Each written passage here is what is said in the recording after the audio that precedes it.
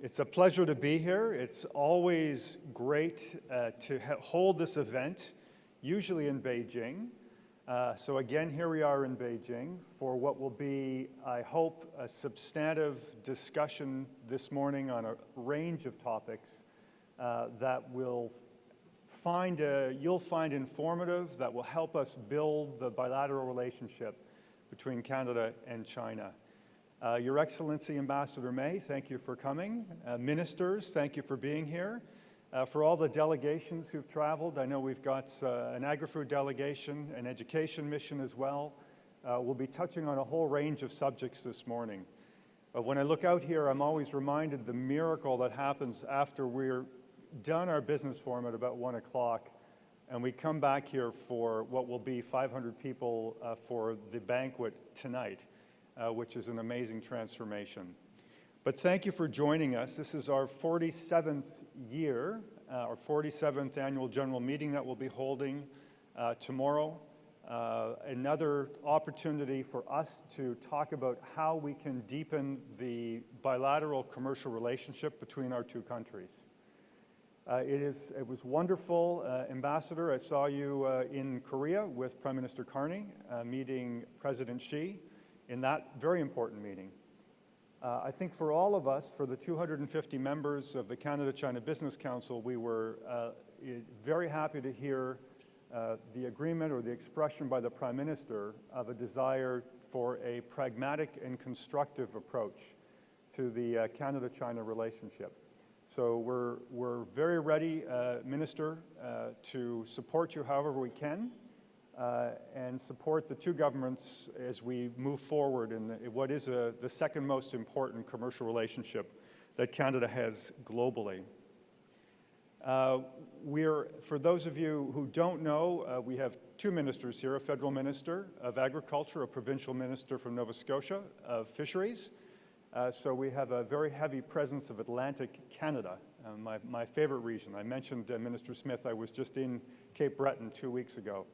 For the wonderful music festival, and I enjoyed a £1.50 lobster thanks to the L'Ardoise Community Center. So it was a great visit as always. I'd like to thank our sponsors for the business forum for the entire morning today, Sun Life Financial and Bombardier.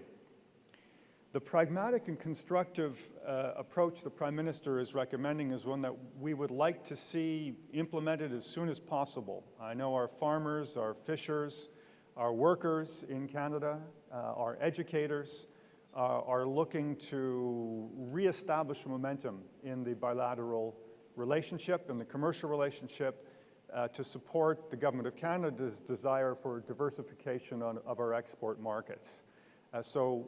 In that theme today, we'll be looking at the area of financial services on a panel, agriculture and agri-food on another panel, and energy in the full range of energy and what that might mean in terms of our bilateral trade relationship. Again, Prime Minister Carney has reiterated his view of Canada, which it is, as an energy superpower. So I hope that you will find today informative, interesting, inspiring, and thank you so much again for coming here. We're very much looking forward now to hearing from Canada's Minister of Agriculture and Fisheries, the Honourable Heath MacDonald. Minister MacDonald was elected in 2021 and is currently serving as Minister of Agriculture, Agri-Food and Fisheries. So please join me in warmly welcoming Minister MacDonald. Good morning, everyone. What a pleasure to be here. And thank you, Graham, for the kind introduction. Also, Ambassador, I want to thank you for a tremendous week that I've had here, and your team, of course. My colleagues, former colleagues, council, we had a great discussion last night. I appreciate the frankness and constructive messages that I received. Minister Smith, it's great to have another Atlantic Canadian here. And yes, those 1.5 pound lobsters are good. We're driving over here today, and I said to the ambassador, I said, this weather's been beautiful. The sun's been out every day. And she says, I haven't seen it like this for a long time. And I said, well, perhaps it's part and parcel to the atmosphere that now we've created here between Beijing, between China, and between Canada. It's important, and the future is looking a lot brighter than it has in the past. And we're keen, we're eager to do more, and we want to do more. And we need partners. And this group sitting here before me today is a major partner. It's a real pleasure to be visiting China for the first time since becoming Minister of Agriculture and Agri-Food, and to be speaking to you all today, especially as we mark 50 years of Canada-China relations. CCBC has had a presence here almost that long. That's a mark of how strong our people-to-people, business-to-business ties are. Over the past week, I've had a fantastic program connecting with outstanding Canadian companies operating here, engaging with our valued Chinese partners and customers, and meeting with senior Chinese officials, including Minister Sun from GAC, to strengthen and advance our long-standing relationship. We began our visit in Shanghai, where we met with some of Canada's leading agri-food exporters. We met with McCain's, who has had a presence here in China for over 30 years, whose innovation has furthered food security for rural China. We attended the grand opening of an expansion of Benny's Restaurant, a Quebec chain based right in Shanghai. We visited Cool Farm, a vertical farming project that is using cutting-edge Canadian technology. And finally, we met with the Chinese Eastern Airlines to explore ways of expanding businesses to get Canadian lobster to China, fresh and frozen fruit as well. There has been a lot of work leading up to the Prime Minister meeting with President Xi this week.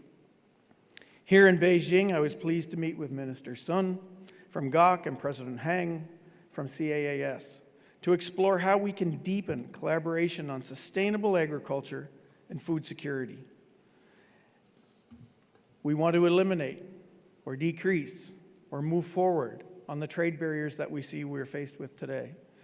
We also officially opened a Canadian Meat Advocacy Office here in Beijing, a milestone that reflects our commitment to building strong, on-the-ground partnerships.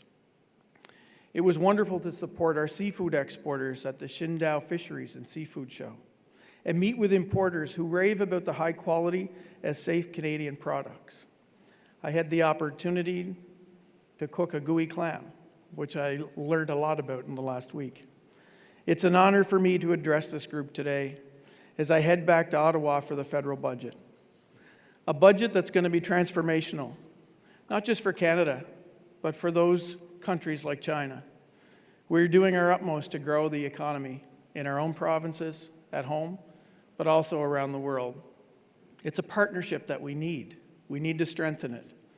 Yesterday's roundtable with the council team was an excellent opportunity for me to hear directly from you about the successes, the challenges, and of course, the opportunities. And I heard the phrase, building on our national strength. And that's something that I'll take back to my cabinet table with me.